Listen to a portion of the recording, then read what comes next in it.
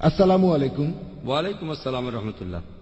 Sir, কোরআন আমাদের বলছে নামাজ পড়ো, আর নবীজি নামাজের নিয়মগুলো বলে গিয়েছেন যে এই নিয়মে নামাজ পড়তে হবে। তো ইসলামে তাবলিগ করার ব্যাপারে কি কিছু বলা আছে কোরআন অথবা হাদিসে? এমন কোনো কথা কি তাবলিগ নিয়ে আছে? ভাই প্রশ্ন করলেন যে পবিত্র কোরআন আমাদের নামাজ পড়তে বলছে, আর হাদিসে আছে নবীজি সাল্লাল্লাহু আলাইহি ওয়াসাল্লাম বলেছেন কিভাবে নামাজ পড়তে হবে। আপনি প্রশ্ন করলেন এমন কোনো কথা কি আছে যেখানে নবীজি বলেছেন তাবলিগ করতে হবে? আপনি কোরআন পড়লে দেখবেন পবিত্র কোরআনে এমন অনেক আয়াত আছে যেখানে ধর্মপ্রচার নিয়ে বলা হয়েছে, এমন অনেক হাদিসও আছে। এগুলো আমাদের গাইডলাইন। ইসলামী শরিয়ায় আপনাকে বুঝতে হবে যে যখন ইবাদত নিয়ে বলা হচ্ছে, যেমন ধরেন নামাজ, অথবা ধরেন জাকাত দেয়া, অথবা ধরেন তাওহীদ, যে কথাগুলো কোরআন আর হাদিসে আছে শুধু সেগুলোই মানতে হবে, আর কিছু না। কোরআন আর হাদিসে যা বলা আছে শুধু সেটুকুই মানতে হবে। এগুলো বাদে যেসব কথা কোরআন অথবা সহিহ হাদিসে নেই, আল্লাহ বা নবীজি বলেননি, সেগুলো ভুল। যেগুলো বলা হয়েছে সেগুলো ঠিক। ইবাদত বাদে অন্যান্য ক্ষেত্রগুলোতে কোরআন হাদিসের যে সম্পর্কে বলা হয়েছে এটা হারাম, সেটা বাদে অন্য সবকিছু হালাল। তবে ইবাদতের ক্ষেত্রে ইবাদত করার প্রসঙ্গে যেটা বলা হয়েছে সেটা ফরজ, যেটা বলা হয়নি সেটা নিষিদ্ধ। এটা ইবাদতের ক্ষেত্রে।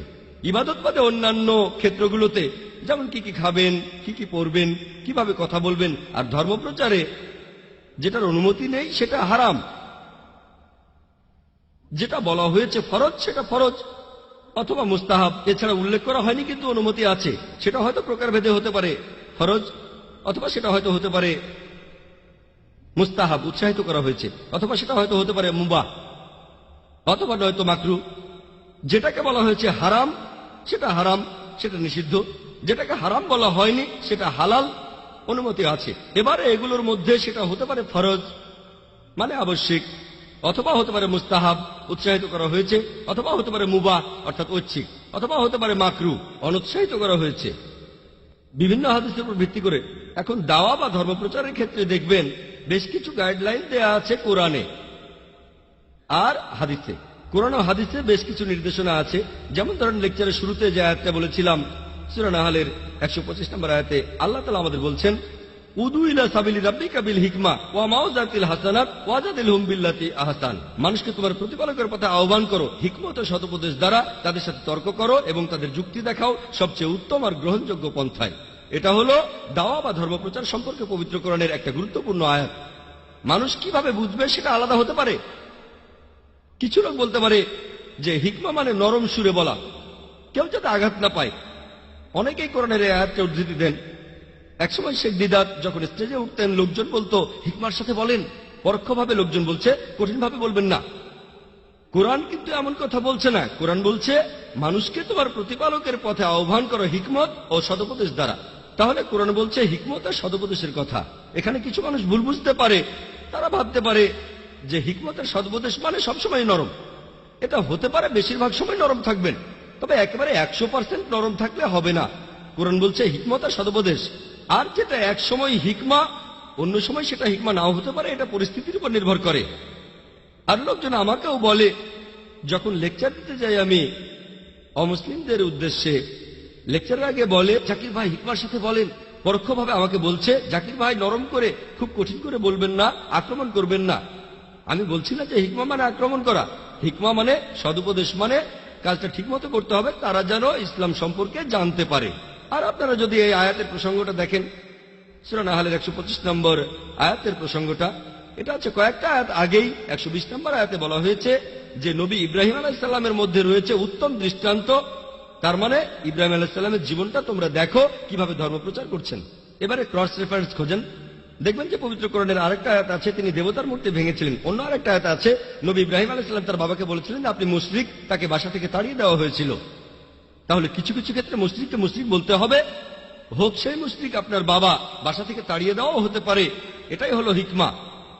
মানুষ আসলে পবিত্র কোরআনের অনেক গাইডলাইনই বুঝতে পারে না। এটা হলো একটা গুরুত্বপূর্ণ আয়াত ধর্মপ্রচারের। এরকম আরো অনেক আয়াত আছে। যেমন ধরেন সূরা ইমরানের 64 নম্বর আয়াতে উল্লেখ করা হয়েছে, তাআলাউ ইলা কালিমাতিন সাওয়াইন বাইনানা বাইনাকুম। এসো সেই কথায় যাহা আমাদের ও তোমাদের মধ্যে এক। প্রথম সাদৃশ্যটা কি? আল্লাহ নাবুদা ইল্লাল্লাহ, যে আমরা আল্লাহ ছাড়া আর কারো ইবাদত করি না। এটা একটা গাইডলাইন, আর আমার মনে হয়, আমার মতে এটা হলো ধর্মপ্রচারের একটা মাস্টার কি।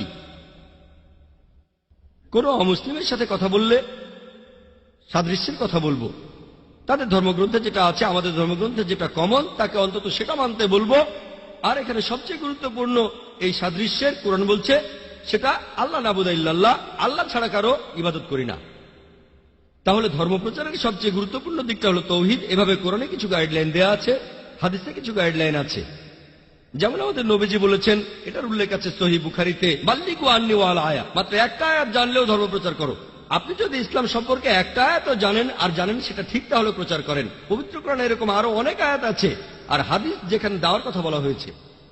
তবে এটা যেহেতু এমন না যে সালাত, জাকাত বা তৌহিদ অথবা কোরআন আর হাদিসে যেটার উল্লেখ আছে তার কিছু আছে ফরজ, কিছু আছে মুস্তাহাব। কোরআনের সেই আয়াত অথবা হাদিসের প্রসঙ্গের উপর নির্ভর করে।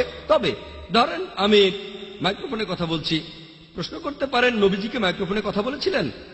না, নবীজি বলেননি। তাহলে মাইক্রোফোনে কথা বলা কি বিদআত? এটা কি হারাম? আমি বলবো না, এটা ব্যবহার করছি ধর্মপ্রচারের জন্য, আর সেটাই গুরুত্বপূর্ণ। ধর্মপ্রচার করা ইসলামী ফরজ, তবে এই ক্যাটাগরিতে পড়ে না। যেমন সালাত বা জাকাত, ধর্মপ্রচার করা ফরজ, আবশ্যিক, কোনো সন্দেহ নেই। তবে কিভাবে করতে হবে সেটার গাইডলাইন পাবেন কোরআন আর হাদিসে। তবে একটা সহিহ হাদিসও যদি বলে মাইক্রোফোনে কথা বলো না, তাহলে মাইক্রোফোনে কথা বলা হারাম, বুঝলেন? অথবা বলতে পারেন যে মুহাম্মদ সাল্লাল্লাহু আলাইহি ওয়াসাল্লাম কি টিভিতে কথা বলেছেন, স্যাটেলাইট চ্যানেলে কথা বলেছেন, তাহলে স্যাটেলাইট কি হারাম? এখন কোরআনের মাধ্যমে কথাটাকে পরীক্ষা করুন। যদি শরিয়ার কোনো নিয়ম না ভাঙে তাহলে হালাল, যদি নিয়ম ভাঙে তাহলে হারাম। বেশিরভাগ টেলিভিশন প্রোগ্রামই হারাম, কারণ এগুলোতে থাকে অশ্লীলতা, অনইসলামিক অনুষ্ঠান। তবে এরকম অনুষ্ঠান না থাকলে সেটা হবে হালাল।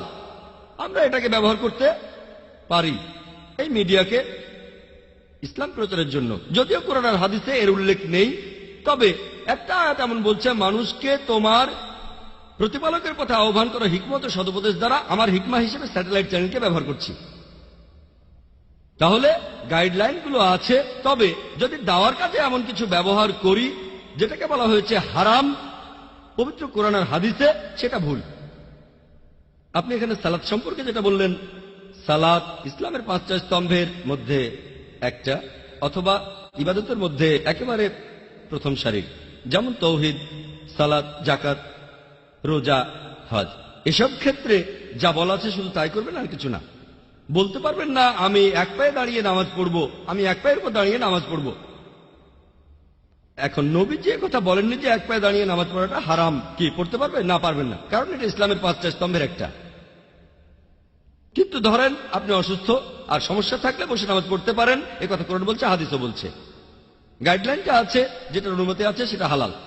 ধর্মপ্রচারের ক্ষেত্রেও একটা গাইডলাইন আছে, আলহামদুলিল্লাহ, কোরআন এবং হাদিসে আছে। গাইডলাইনটা মেনে চলেন যেন শরিয়ার কোনো আইন না ভাঙেন। এটার উপরে সারাদিন ধরে লেকচার দেওয়া যায়। আশা করি উত্তরটা পেয়েছেন।